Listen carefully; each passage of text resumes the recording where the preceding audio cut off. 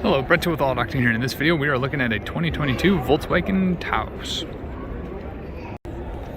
So I won't lie, I actually have no idea how to say this name on this Volkswagen, but it is a 2022 version and it is about $33,000. I'm going to take a look at this window sticker here in just a moment.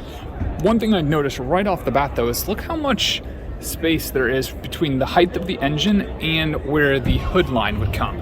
So they have greatly reduced the amount of space that is needed. So that's kind of telling me that they're engineering it for a lower center of gravity, even though it is higher up maybe on the chassis, which is very unique. I didn't actually check this on the Bronco Sport. Maybe that's what they're doing there, but this is something very interesting to me.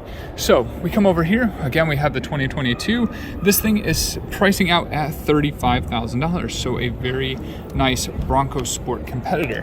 That being said, I've loved the Bronco Sport, so let's see what this thing is like. Door handle wise, we've got a button here, and it does pull out. There is no keyhole. It doesn't look like there might be if you pull that cap off. Door materials, those are some nice door materials. Buttons are hefty. That is solid fine. Right off the bat, looks like we have some interesting vents or something. I have no idea what that is. This is electrical, I'm sure, for the power seats. Yep, those are all power seats, so I won't be able to move any of this stuff. That is okay. That has been a common factor amongst everything.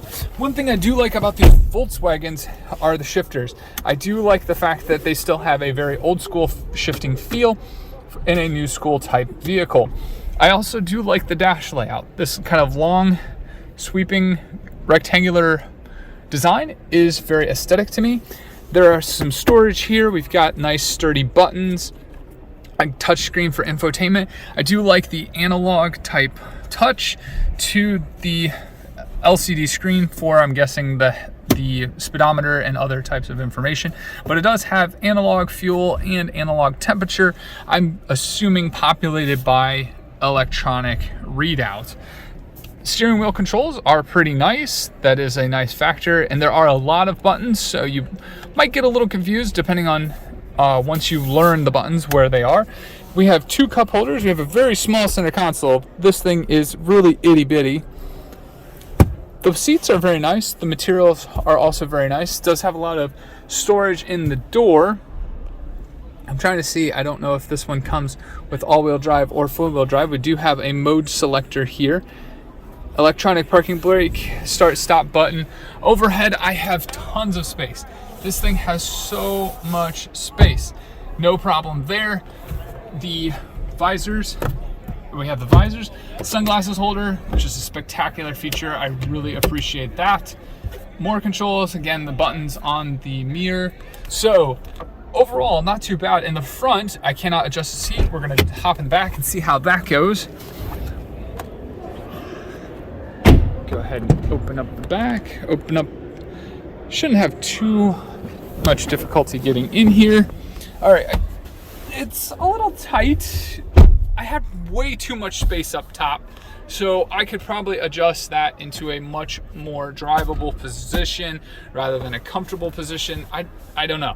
I know that sounds oxymoronic, but sometimes I don't want to be super comfortable while I'm driving. I want to be just comfortable enough. And so yes, this could scoot forward. As you can see there on my knees, that is how much space I have, which is not much. This one does not come with screens on the doors. It's just simply the window. I do have ample amount of headroom. It's not the best, but my hair barely touches.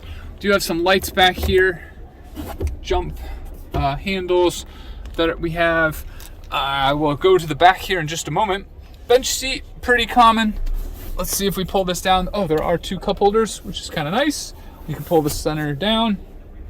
There are USB charging ports, I believe. Well, at least one, not two. I apologize, it's super hard to see. And we have some climate controls, but not a lot to really... No, there are not a lot. I feel like the Bronco Sport is better for the money. That would just be my opinion. Kind of small, feels kind of small. It's not as rectangular as the Bronco Sport. One thing I do appreciate though is the handle here to take down the lift gate. That is a good feature. And we also have a lot of cargo space. Take a look at all that cargo space. There is ample amount of room to store stuff or haul stuff. We have a spare tire. That's always nice. A lot of cars nowadays don't have that. One thing I sometimes don't always appreciate is the hole that ends up here. It is nice for storage space, but it just depends on what you're able to fit back there. We have a light here. This looks very basic. I'm trying to see if it's there. Okay, there is an outlet here to charge stuff, but there isn't like a bottle opener or any other cool features for the lights on the tailgate. So the Bronco Sport is way better, in my opinion, than the Taos. I believe that's how you say that. I'm not entirely sure. So if you want to spend $35,000, in my opinion, the Bronco Sport would probably be the better choice. But that's my opinion. This is Brenton with All Out Octane. This is an All Out Octane review.